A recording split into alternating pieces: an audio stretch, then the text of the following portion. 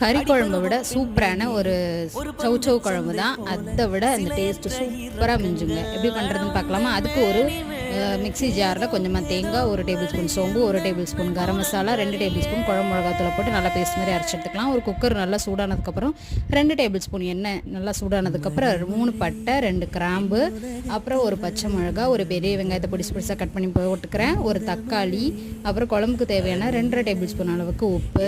இது எல்லாத்தையும் நல்லா வதக்கிட்டு தக்காளி வெங்காயம் வந்ததுக்கப்புறம் 1 டேபிள் ஸ்பூன் அளவுக்கு இஞ்சி பூண்டு பேஸ்ட்டு பச்சை வடை போனதுக்கப்புறம் 1 டேபிள் ஸ்பூன் அளவுக்கு மிளகாத்தூள் ஆட் பண்ணிக்கலாம். அதுக்கப்புறம் எடுத்து வச்சுருக்கக்கூடிய சௌச்சௌ ஒன்று தோல் சீவிட்டு நான் வந்து சேர்த்துக்கிறேன். கொஞ்சமாக கருவேப்பிலை அரைச்சி வச்சுருந்தேன் அந்த தேங்காய் பேஸ்ட்டு அப்படியே சேர்த்துட்டு நல்லா பரட்டி விட்டுட்டு ஒரு 2 கிளாஸ் தண்ணியை ஊற்றிட்டு உப்பு உரப்புலாம் கரெக்டாக இருக்கான்னு செக் பண்ணிக்கோங்க. செக் பண்ணிவிட்டு இதை ஒரு 2 விசில் வச்சிங்க அப்படின்னா சூப்பரான குழம்பு வந்து ரெடி ஆயிரும். என்னோடய பேஜ் இப்போ தான் பார்க்குறீங்கன்னா ஃபாலோ பண்ணிக்கோங்க.